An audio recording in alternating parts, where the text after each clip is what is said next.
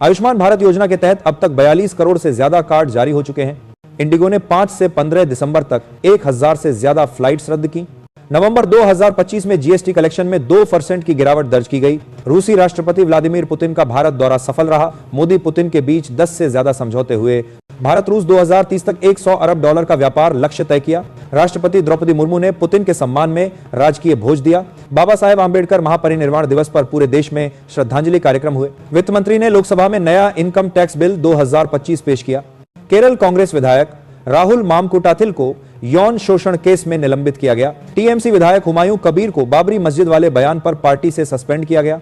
भारत ने अक्टूबर में रूस से क्रूड ऑयल आयात 38% कम किया। रेलवे ने दिल्ली मुंबई और दिल्ली हावड़ा रूट पर कवच 4 लगा दिया।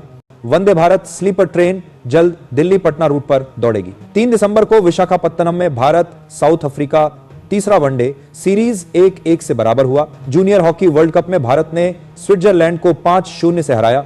विराट कोहली वनडे रैंकिंग में नंबर 1 बनने से सिर्फ 32 पॉइंट दूर। रांची वनडे में विराट ने 135 रन बनाकर भारत को जीत दिलाई। दिल्ली का एकेआई फिर से खतरनाक स्तर पर पहुंच गया। जोधपुर में आवारा सांड ने महिला को टक्कर मार दी, पैर टूटा। बागपत में एंबुलेंस नहीं आई तो रिक्शे में महिला ने बच्चे को जन्म दिया। लक्मे ब्रांड बनाने वाली सिमोन टाटा का 95 वर्ष की उम्र में निधन।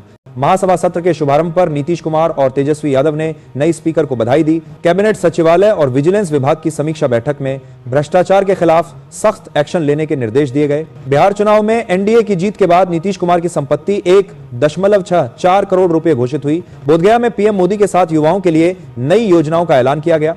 नीतीश कुमार ने 10वीं बार बिहार के मुख्यमंत्री के रूप में शपथ ली। एनडीए को भारी जीत मिली। शिक्षा और रोजगार सुधारों के कारण एनडीए को चुनाव में बड़ी सफलता मिली। मंत्रिमंडल में 3 महिला और 1 मुस्लिम मंत्री को शामिल किया गया। भर्ती परीक्षाओं में युवाओं की फीस कम करने का निर्णय लिया गया। लोकसभा में इमिग्रेशन बिल पास हुआ, जिस पर अमित शाह ने कहा कि भारत धर्मशाला नहीं है।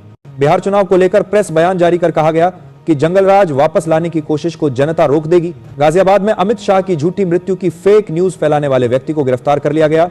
संविधान दिवस पर अमित शाह ने कहा कि संविधान राष्ट्र निर्माण का आधार है। बिहार में घुसपैठ रोकने और वोटर लिस्ट की समीक्षा का समर्थन किया गया। प्रयागराज महाकुंभ क्षेत्र को अस्थायी रूप से 76वां जिला घोषित किया गया। हापुड़ में लिफ्ट देकर युवक से 20,000 रुपए लूटे जाने के बाद पुलिस अलर्ट पर है। चेन्नई साइक्लोन से प्रभावित जिलों में स्कूल बंद न करने का निर्णय लिया गया। लखीमपुर खीरी को 7,680 वर्ग किमी क्षेत्रफल के साथ यूपी का सबसे बड़ा जिला बताया गया। अंबेडकर नगर, श्रावस्ती और कासगंज को नए जिले के रूप में मान्यता मिली। यूपी जीके में जिलों का मैप और जनसंख्या डेटा जारी किया गया। महाकुंभ जिला उत्सव 13 जनवरी से 26 फरवरी तक आयोजित होगा और उद्घाटन पीएम करेंगे। आगरा में ताज महोत्सव से पर्यटन रिकॉर्ड स्तर पर पहुंच रहा है और व्यापार तेजी से बढ़ा है। अलीगढ़ में ताला उद्योग का निर्यात इतिहास में सबसे ऊंचे स्तर पर दर्ज किया गया है। अमेठी में एम्स अस्पताल पूरी तरह शुरू होकर मरीजों को आधुनिक इलाज मिल रहा है। अमरोहा में ढोलक उद्योग को अंतर्राष्ट्रीय बाजारों से भारी मांग मिल रही है। औरैया में सोलर प्लांट संचालन से हजारों युवाओं को रोजगार मिला है। आजमगढ़ में एयरपोर्ट से कई बड़े शहरों की उड़ानें शुरू होकर यात्रा आसान हुई है। अयोध्या में राम मंदिर के चलते टूरिज्म में जबरदस्त वृद्धि दर्ज हो रही है। ऑर्गेनिक खेती से किसानों की आय तेजी से बढ़ रही है। बहराइच में नेपाल सीमा टूरिज्म सर्किट से व्यापार और रोजगार बढ़ा है। बलिया में नए पुल से आवागमन बेहद आसान हो गया है और समय बच रहा है।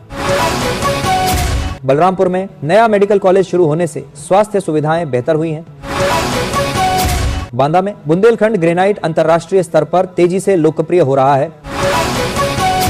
बाराबंकी में टेक्सटाइल पार्क में हजारों महिलाओं को रोजगार मिला है। बरेली में जरी जरदोजी उद्योग को विदेशी बाजारों से बड़े ऑर्डर मिले हैं।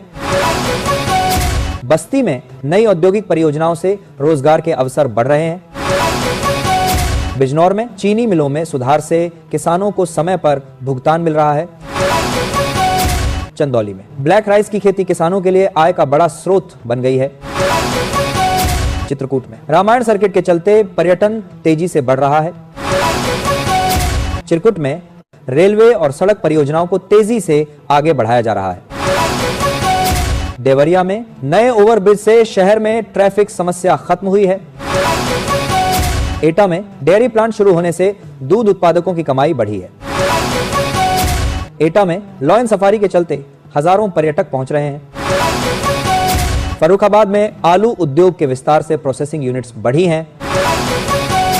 फतेहपुर में किसानों के लिए सिंचाई सुविधाओं का तेजी से विस्तार हो रहा है। फिरोजाबाद में कांच उद्योग वैश्विक बाजार में तेजी से उभर रहा है। गाजियाबाद में इंफ्रास्ट्रक्चर और ईंट व्यवसाय में तेज प्रगति दर्ज हो रही है। गाजीपुर में हथकरघा उद्योग को राष्ट्रीय पहचान मिल रही है। गोंडा में कई विकास परियोजनाएं तेजी से पूरी की जा रही हैं। गोरखपुर में फर्टिलाइजर प्लांट से हजारों युवाओं को नौकरियां मिली हैं। गौतम बुद्ध नगर में फिल्म सिटी और डेटा सेंटर में बड़ा निवेश हो रहा है। हमीरपुर में खनिज आधारित उद्योग तेजी से विकसित हो रहे हैं। हरदोई में किसानों की समस्याओं के समाधान हेतु नई योजनाएं लागू हुई हैं। हापुड़ में स्टील पाइप उद्योग तेजी से बढ़ रहा है। जालौन में डिफेंस कॉरिडोर परियोजना से बड़े अवसर पैदा हो रहे हैं। झांसी में डिफेंस निर्माण इकाइयों की शुरुआत से रोजगार बढ़ा है। कन्नौज में इत्र उद्योग को वैश्विक प्लेटफॉर्म पर सराहना मिल रही है। कानपुर नगर में मेट्रो परियोजना शहर के विकास की गति बढ़ा रही है। कानपुर देहात में औद्योगिक क्षेत्र विस्तार की दिशा में तेजी से बढ़ रहा है। कौशांबी में नई सड़क परियोजनाएं तेजी से पूरी की जा रही हैं। कासगंज में कृषि आधारित उद्योगों को बढ़ावा दिया जा रहा है।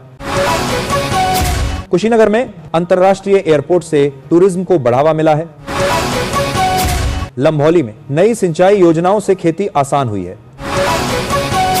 ललितपुर में खनिज परियोजनाएं स्थानीय अर्थव्यवस्था मजबूत कर रही हैं।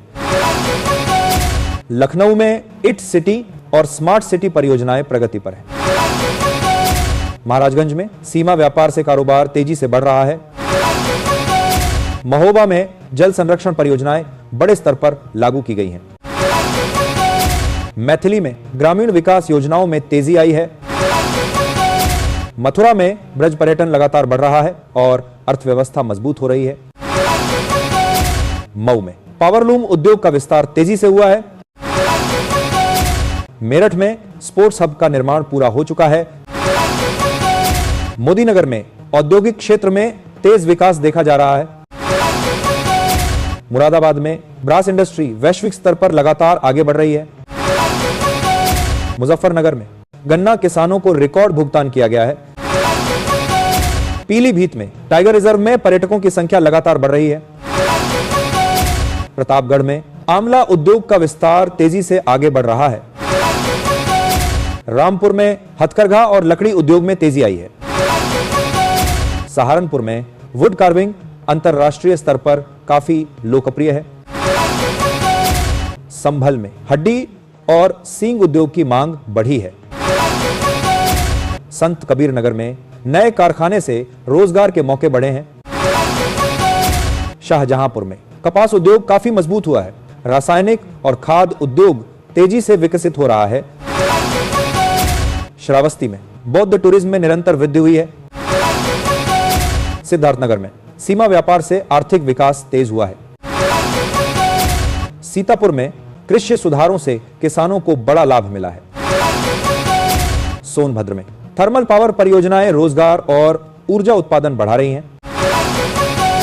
सुल्तानपुर में औद्योगिक निवेश से आर्थिक प्रगति तेजी से हो रही है। उन्नाव में टेक्सटाइल और चमड़ा उद्योग तेजी से बढ़ रहा है। वाराणसी में काशी विश्वनाथ कॉरिडोर से पर्यटन और व्यापार में अभूतपूर्व वृद्धि हुई है। विजयनगर में इंफ्रास्ट्रक्चर परियोजनाएं तेजी से आगे बढ़ रही हैं।